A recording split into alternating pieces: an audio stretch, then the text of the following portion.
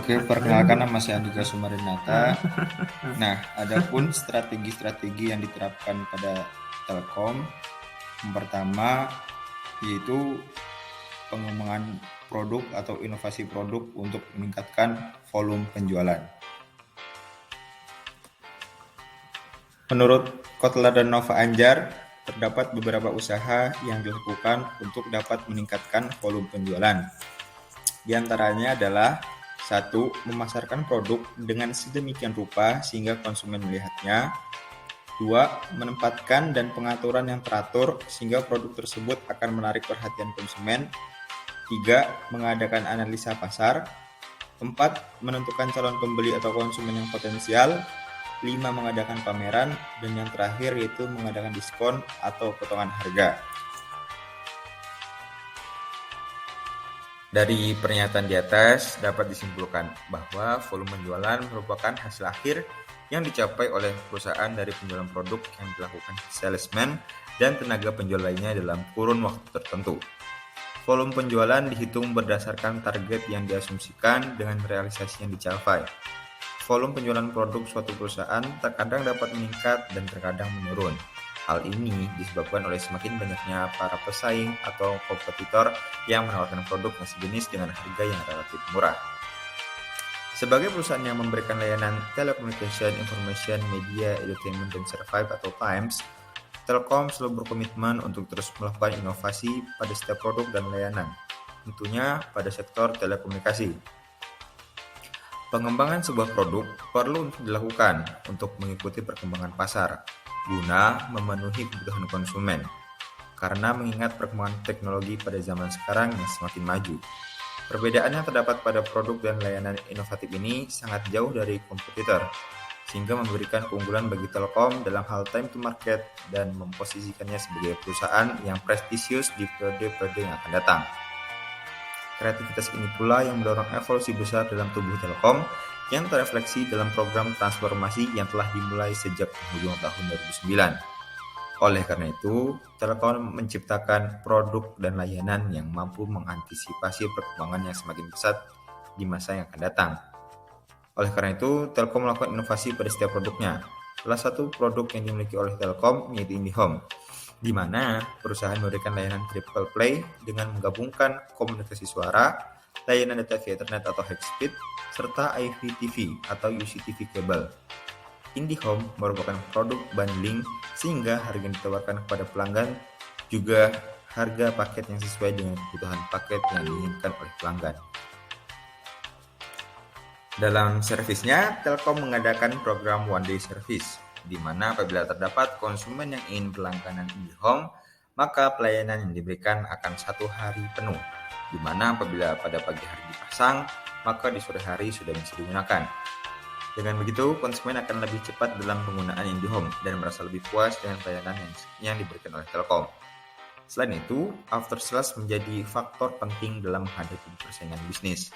Dengan adanya aplikasi My IndiHome yang digunakan sebagai pengelolaan layanan, dapat mempermudah hubungan atau koneksi antar konsumen, seperti pengecekan tagihan bulanan, penambahan add-on, serta lebih mudah pemasangan baru, serta dalam laporan gangguan yang mendapat prioritas pelayanan maksimal 4 jam, di mana setelah lapor harus segera tersolusikan. Pada aplikasi tersebut juga terdapat chatbot Indira, di mana layanan tersebut dapat membantu pelanggan untuk mencari solusi dari kebutuhan mereka. Semua faktor strategi tersebut menjadi value tambahan sehingga IndiHome dapat bersaing dalam industri fiber broadband. Dalam hal ini, Telkom mendapatkan nilai yang lebih atau dapat dikatakan lebih unggul dari pesaing-pesaing yang ada. Dalam hal ini, PT Telkom menggunakan kerangka paradox marketing, di mana kerangka tersebut mempunyai konsep more for less, yang mendasari value proposition dari produk dan layanan yang ditawarkan kepada pelanggan. Oleh karena itu, pelanggan akan mendapat manfaat yang lebih relevan dengan biaya yang lebih hemat, disesuaikan dengan persyaratan pelanggan terhadap masing-masing produk. Jadi, dapat disimpulkan bahwa dengan menerapkan strategi pengembangan produk atau inovasi produk pada suatu perusahaan dapat menambahkan segmen pasar baru yang nantinya akan dilakukan pemasaran pada produk tersebut, sehingga akan berdampak langsung pada volume penjualan. Jadi, strategi dengan pengembangan produk mampu meningkatkan volume penjualan bagi perusahaan. Dengan demikian, strategi yang dijalankan sudah efisien.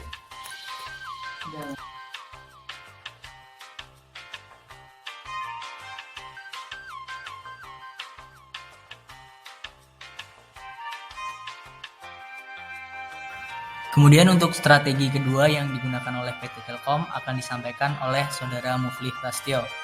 Di mana pada strategi kedua ini yang digunakan oleh PT Telkom yaitu strategi membangun kemitraan atau menjalin kerjasama dengan mitra.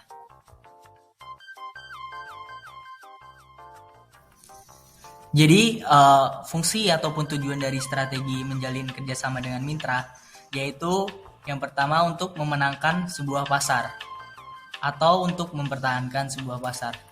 Nah, tujuan dari perusahaan sendiri melakukan kemitraan dengan perusahaan lain itu untuk mendapatkan sebuah win-win solution. Jadi, kerjasama tersebut atau kemitraan tersebut harus menimbulkan keuntungan bagi kedua belah pihak. Jika kemitraan atau kerjasama yang dijalin itu baik, maka kemitraan tersebut dapat memberikan keuntungan bagi kedua belah pihak, yang mana keuntungan yang didapat dari masing-masing pihak menjadi faktor yang dapat memacu keberhasilan kinerja maupun operasional dari perusahaan. Nah, dalam menjalankan strategi kemitraan, jadi perusahaan Telkom itu melakukan kerjasama tidak hanya merangkul pihak-pihak terkait yang sesuai dengan bidang telekomunikasi, tapi Telkom juga melakukan kerjasama dengan pihak yang secara langsung maupun tidak langsung bisa memberikan efek atau pengaruh kepada kinerja perusahaan Telkom itu sendiri.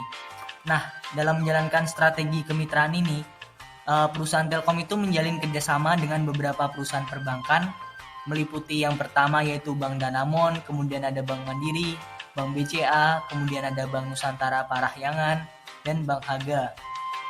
Di mana perusahaan-perusahaan perbankan ini dalam menjalankan kemitraan dengan perusahaan Telkom berperan sebagai mitra yang dapat mempengaruhi kinerja perusahaan dalam segi Authorized Electronic Channel atau AEC dengan memberikan layanan pengisian pulsa otomatis melalui ATM ataupun Internet Banking.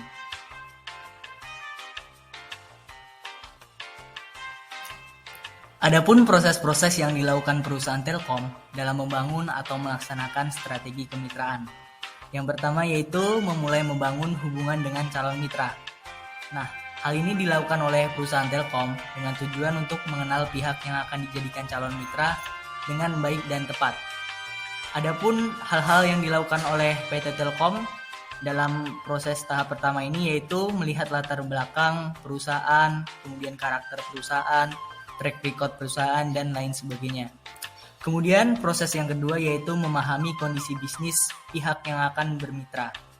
Hal ini dilakukan oleh PT Telkom dengan tujuan sebagai bahan pertimbangan apakah perusahaan yang akan bekerja sama itu layak atau tidak untuk dijadikan mitra perusahaan, baik dari segi pengalaman perusahaan, kemudian kemampuan manajemennya, atau sumber daya manusianya, atau sumber finansialnya.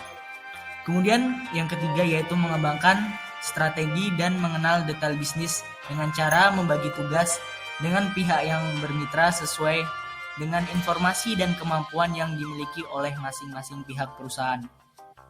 Kemudian proses selanjutnya yaitu mengembangkan program sebagai rencana taktis yang akan dilaksanakan. Kemudian setelah mengembangkan program, maka dimulai pelaksanaan dengan melakukan cek terhadap kesiapan serta melakukan prediksi terhadap berbagai probabilitas yang akan terjadi. Kemudian untuk step atau tahapan terakhir yaitu melakukan monitoring serta melakukan evaluasi selama proses kerjasama berjalan. Hal tersebut dilakukan agar dapat dilakukan perbaikan jika terdapat kekurangan ataupun hambatan selama berproses. Nah, jadi di sini kunci keberhasilan suatu usaha adalah menjalin kerjasama dengan mitra kerja guna memenangkan atau juga untuk mempertahankan pasar. Dan di sini perusahaan Telkom merupakan perusahaan yang menggunakan strategi kerjasama dengan mitra kerja sebagai strategi yang efisien dalam mempertahankan pasar dan bisnis di pasar global.